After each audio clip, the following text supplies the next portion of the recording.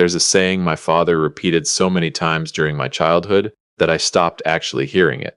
He'd be at his workbench in that cluttered garage on Hickory Creek Road, measuring tape on his belt, safety glasses pushed up on his forehead, and he'd deliver it like a man who'd earned every syllable. A man who shows up doesn't need to explain himself. The showing up says everything. I heard it at 9, at 14, at 23. Every time I nodded like I understood, I didn't. Not fully, not until a Thursday evening in November when his phone call changed the shape of everything I thought I knew about my life. My name is Emmett Hargrove. I'm 62 years old. I spent 31 years as a licensed electrician in Davidson County, Tennessee, and for the last 4 I've worked part-time as a building inspector. I coach youth baseball in the spring. I still drive the same route to the grocery store I've driven since 1998. And for 9 years I have been the kind of husband who confused keeping the peace with having it. That confusion cost me more than I'm still finished calculating. But I'm getting ahead of myself.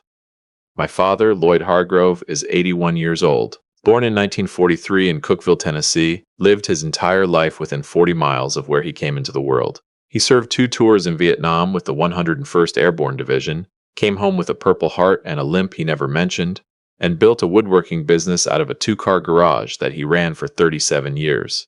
He built things the way most men breathe, not for applause, not as a weekend hobby, but because that was the language he used when words felt inadequate, which for a man who came back from Southeast Asia quieter than he'd left, was most of the time.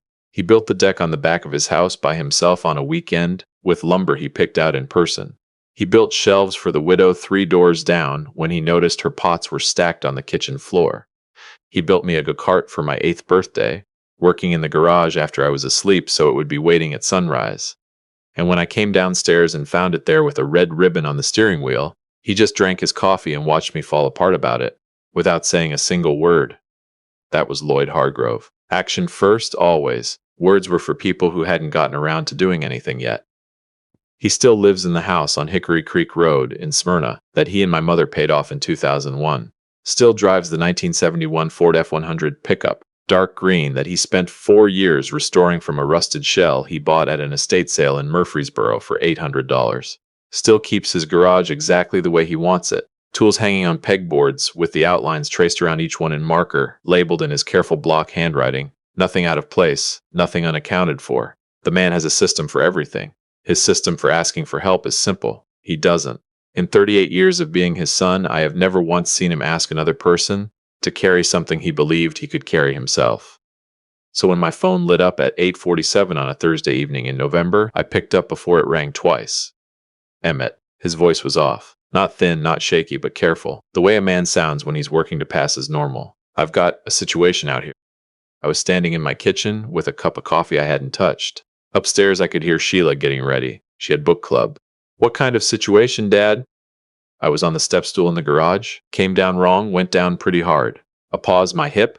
I don't think I can get up on my own right now. I found out later he'd been on the floor for 23 minutes before he decided to call me. 23 minutes, alone on concrete, before the situation rose to the level of asking his son for help. That detail landed in my chest like something dropped from a height, and it never fully left. Don't move, I said. I'm coming. My truck was at Keller's Auto on Broad Street. Starter motor. Wouldn't be ready until Friday. Sheila's Nissan Pathfinder was in the driveway with a full tank. She'd filled it herself on Tuesday. I went to the bottom of the stairs. Sheila. No answer. Hairdryer. I went halfway up. Sheila. The dryer cut off. What? My dad fell in the garage. He can't get up. I think it's his hip. I kept my voice even. I need your car. A pause longer than it needed to be. She appeared at the top of the stairs. Robe, hair done, already almost ready to walk out the door. She looked at me like someone processing a scheduling conflict. Tonight, I have book club in 35 minutes. I know. His hip, Sheila. She came down 2 steps. Call an ambulance. He won't allow an ambulance, you know he. Then call 911 and let them handle it. She said it patiently. Reasonably. The way someone explains something to a person who is overreacting. That's literally what those services are for. I am not missing tonight. We've been planning this gathering for 3 weeks. I looked at her. She looked back with an expression that was not unkind and was completely unmoved. I thought about my father on the floor of that garage. I thought about 23 minutes. I didn't say anything else. I walked to the hook by the front door and took her keys, left my phone number on the notepad by the coffee maker, walked out. Welcome to Dad's Bold Revenge. I'm glad you found this channel. Drop a comment and let me know where you're watching from. Hit that like button and make sure you're subscribed. I think you're really going to want to stick around for this one. My father was still on the garage floor when I got there. He'd gotten himself propped against the rear tire of the Ford, one hand on the wheel well, shop towel draped over his legs against the cold, safety glasses still on his forehead, measuring tape still on his belt. He looked at me with the expression of a man who was in genuine pain and was deeply, privately humiliated to be seen in it. "You made decent time," he said. "You were down there 23 minutes before you called me." He had the grace not to argue. "I called 911 immediately. I want to be clear about that. I'm not leaving an 81-year-old man with a suspected hip fracture on a concrete floor out of deference to his pride." I sat beside him on the garage floor while we waited, one hand on his arm, and we talked about the Ford. He'd been working on the valve seals, that's what he'd been doing on the step stool, and about whether the Titans had any business being optimistic about the season, and I watched his jaw clench and release with every small movement, and he did not once mention that he was in serious pain. The paramedics arrived in 11 minutes, thorough, careful, good with a man who didn't want to be handled. I followed the ambulance to TriStar Stonecrest Medical Center on Medical Center Parkway. We checked into the ER at 9:28 p.m. The physician on call was Dr. Figueroa. Young, focused, spoke directly to my father instead of about him. She ordered x-rays and a CT. My father cooperated fully, which told me everything about his pain level. Lloyd Hargrove has never in his life cooperated with medical equipment without a compelling reason. Confirmed fracture at 10:51 p.m. left hip, partial hip replacement, scheduled for first thing in the morning once the surgical team was assembled and he'd been stabilized through the night. I stood at the foot of his bed while Dr. Figueroa explained the procedure, and he listened with his arms crossed and his face the same way it always was when he was gathering information he intended to act on. "Recovery time?" he asked. 6 to 8 weeks for basic mobility, full recovery 4 to 6 months with physical therapy. "And the shop?" Dr. Figueroa blinked once. "The shop?" "My woodworking shop," he said. "How long before I can use a table saw?" She almost smiled. "We'll talk about that." "That's not a yes," he said. "No," she said, "it's not." He nodded, filed it, moved on. I got him settled into his room by midnight. He was asleep by 12:30 with the television on low and his reading glasses folded on the tray table. I sat in the chair by the window until I was sure he was out, the way he used to sit in the hall outside my room when I had a fever as a kid, and then I went down to the waiting room. Sheila had not called, not once, not a text, nothing. I sat under fluorescent lights in a plastic chair and drank coffee from a vending machine that tasted like a decision someone regretted, and I stared at my silent phone. My father was in a hospital bed having survived a surgery he hadn't known about 12 hours ago, and his daughter-in-law hadn't sent one word. Not "how is he?" Not what happened? Nothing. She had gone to book club, and then she had gone home, and that was the full extent of what the evening meant to her.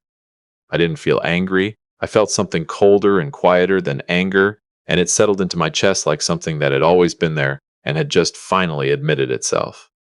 I drove home at 2 a.m. The house was dark. I didn't wake Sheila. I slept 2 hours on the couch and was back at Stonecrest by 7. They took my father into surgery at 8:15. Dr. Maureen Schaefer, orthopedic surgeon, steady and precise.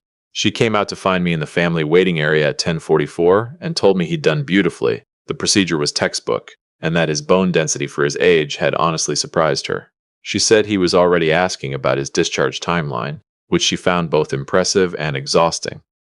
I laughed, the real kind. I went out to the parking lot and called Roscoe Briggs. Roscoe is 73 years old and has lived directly across from my father on Hickory Creek Road for 27 years.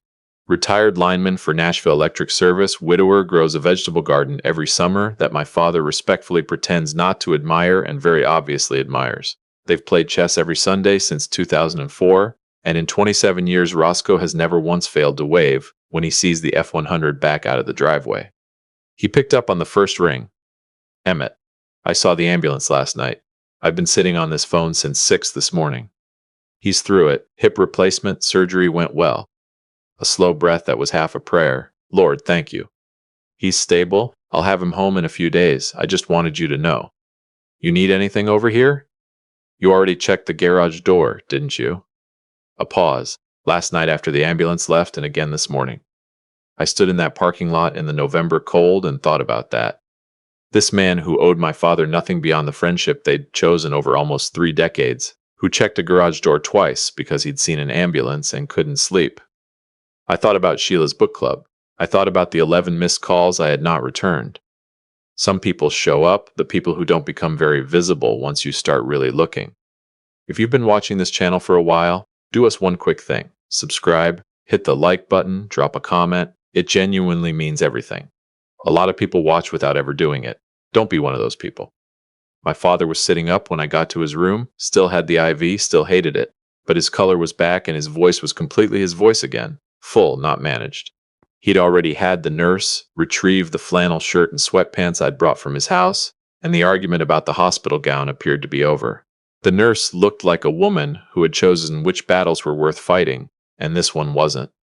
"You look like you slept in someone's driveway," he said. "Couch, and good morning to you too." "Shayla didn't come," he said. It wasn't a question. It never was with him. I sat in the chair beside the bed. She had book club. He nodded. The specific nod I had seen him give his whole life to information that required processing before responding. He gave it to news about the market, about the weather, about the Titans draft picks. He gave it to this. "How long?" he said. "Has she been doing that?" "Doing what?" He looked at me. Those pale gray eyes that had never missed a thing they'd been pointed at. Not showing up when it matters.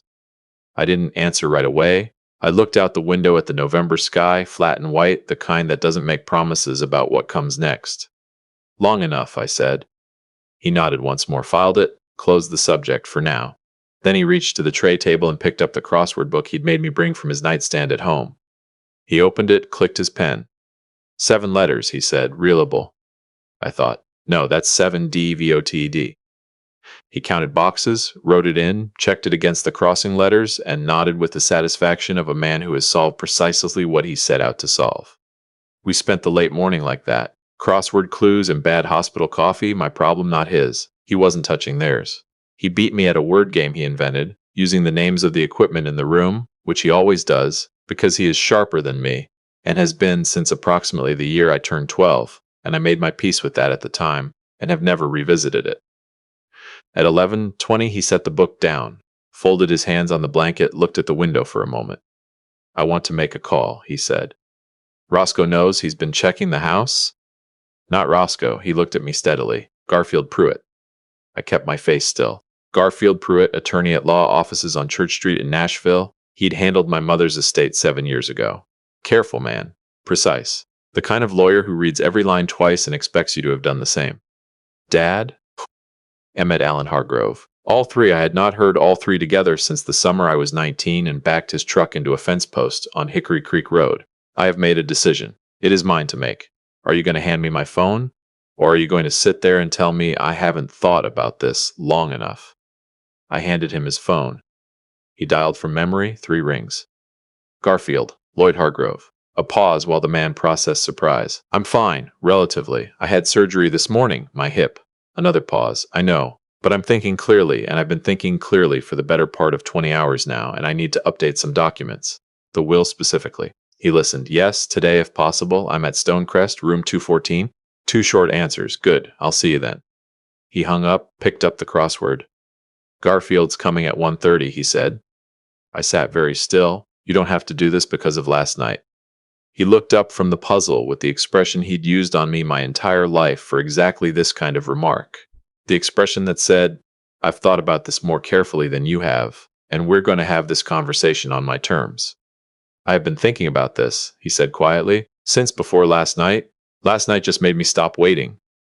He looked at his hands, the hands that had built things my entire life, the hands that had hammered together a go-kart in the dark so a boy would find it waiting at sunrise. "Your mother and I went without things for decades, so that what we built would mean something when we were gone, so it would land somewhere that understood what it cost." He looked up. "I need it to land there." I didn't speak. 9 years, he said. "I have watched Sheila come and go from your life the way weather passes through. Present when it's easy, absence when it isn't. I've watched you make explanations for it. I've watched you smooth things over that didn't deserve smoothing." He paused. "I've watched you show up alone, over and over, for the people who needed you. And a man like you, Emmett, a man who shows up, deserves someone standing there beside him when he does." The room was quiet. Outside the window, a cloud moved across the November sky. Your mother would have said this with more words, he said. And she would have brought food. The laugh that came out of me was rough and sudden and completely honest. Garfield Pruitt arrived at 1:28 p.m. gray suit, leather briefcase, reading glasses on a chain around his neck. He shook my father's hand with both of his, pulled up the chair, opened his yellow legal pad, and they got to work. I sat in the corner, still present, a witness, nothing more. The meeting lasted 49 minutes. I won't detail every word. Some things between a man and his attorney belong to them. But I will tell you what existed in that room when Garfield Pruitt clicked his pen closed and slid his legal pad back into that briefcase. The house on Hickory Creek Road, paid off 2001, built over a lifetime, Emmett. The woodworking shop and its contents, the table saw, the lathe, the router table, the hand tools hanging on those pegboard walls with their traced outlines and labeled slots. 40 years of honest work under one roof, Emmett. The 1971 Ford F-100 dark green, 4 years of evenings and Saturdays. The truck my father drove to my Little League games, to my mother's chemotherapy appointments, to my college graduation in Knoxville, Emmett. The CD accounts and savings at First Horizon Bank, $221,000, built over 50 years of deliberate, careful living, Emmett. And $8,000 designated specifically for the Smyrna Animal Shelter on Sam Ridley Parkway, because my mother had volunteered there on the second and fourth Saturdays of every month for 11 years. Because my father had been making a donation in her name, quietly, every year since she passed. Because that was who Lloyd Hargrove was. He honored the things that had mattered to the people he loved. Sheila's name appeared nowhere in that document. When Pruitt stood to leave, he stopped in the doorway and glanced back at my father, who had already returned to the crossword book, already back to his careful block letters, already entirely himself. Your father, Garfield said quietly, is one of the most clear-minded people I've worked with in 34 years of practice. I looked at him across the room, at this 81-year-old man in a flannel shirt in a hospital bed, filling in answers like the world owed him nothing and he owed it everything. I know, I said, I've always known. I stayed until 5. He napped for an hour and woke up competitive and we finished the crossword together. He let me get 5 answers on my own, which from Lloyd Hargrove is an act of profound generosity. When I stood to leave, he held my hand the way he held things, firmly, no ceremony, meaning it all the way through. You know what needs doing, he said. I'm working on it, Dad. Don't take too long, he said. You've already wasted enough time being comfortable with the wrong things. I drove home on Sam Ridley Parkway in the dark with the window cracked, cold November air coming through, and I thought about that. Dusko had texted twice during the day. Once to say he'd brought in my father's mail, once to say he'd left a pot of chili on the back porch for when Dad came home. No expectation of response, no need for thanks, just a man doing what people do because he believed in doing it. My phone showed 14 missed calls from Sheila. I drove past our street and went around the block once, sat in the parking lot of the Kroger on Almaville Road for 3 minutes, breathing, watching the automatic doors open and close for people who were just buying groceries and didn't know anything was different about tonight. Then I drove home. She was in the kitchen when I came in, work clothes still on, both hands around a mug. She looked up the second I cleared the door and her face had something in it I hadn't seen before, or hadn't let myself look at before. The careful composure she kept up like a second skin had developed a crack, and underneath it was something that looked like a woman who had spent an entire day understanding the size of what she'd done. A certified letter came today, she said, from Garfield Pruitt's office. It was addressed to you. She slid it across the counter. I looked at it. Official letterhead, summary of amended provisions, my name throughout, her name not once. I opened it, she said. I know. Emmett. Her voice was measured, but the edges weren't. I need you to call your father. I need you to tell him that last night was a miscommunication, that I was planning to visit this weekend. That it wasn't a miscommunication. You know what I mean. Shayla. I said it the way my father said things. Not loud, not heated, already on the other side of the decision. I heard you exactly. In our kitchen at 9 o'clock at night, while my father was on a concrete floor. You told me to let the services handle it because you had somewhere to be. The composure slipped another fraction. What was underneath it now was fear, the real kind, not performance, not calculated. The specific fear of someone who has finally measured the gap between where they assumed they'd always be and where they actually are. 9 years, she said. We've been married 9 years. 9 years, I agreed. And in 9 years, you've never once sat at his Thanksgiving table? Not when he had the knee surgery in 2021 and needed rides to physical therapy twice a week for 6 weeks. Not at my mother's grave last April on her birthday, even when I specifically asked you to come. I paused. And not last Thursday night when his hip shattered on a garage floor, and he lay there alone for 23 minutes before he was willing to call his son for help. She was very still. My father didn't change that document to punish you, I said. He changed it because he is an honest man, and honest men put their names to what is actually true. He built everything in that will, him and my mother, over 50 years of going without so that what they made would mean something. I picked up my keys. He decided where it means something. That's his right. I walked to the door. Where are you going? She asked. To check on my father. I opened the front door. The November air was cold and clean and completely honest when it hit me. The kind of cold that simplifies things. The kind that makes the fog go away and leaves only what was always there underneath it. I stood on the porch for a moment. A car moved slowly down the street. Somewhere down the block, a wind chime turned. Everything was still and dark and exactly what it was. I've spent 62 years trying to be the kind of man my father described. The kind who shows up without calculating what it costs him. I showed up for my kids when they needed me. I showed up for my mother every week for the last 4 years of her life. I showed up for my father on a Thursday night without pausing at the door to weigh the inconvenience, because that's the only kind of showing up that means anything. The kind where you don't weigh it, you just go. I walked to the driveway and set Sheila's keys on the hood of the Pathfinder. Then I knocked on my neighbor's door and asked to borrow his truck. I had a father to get back to.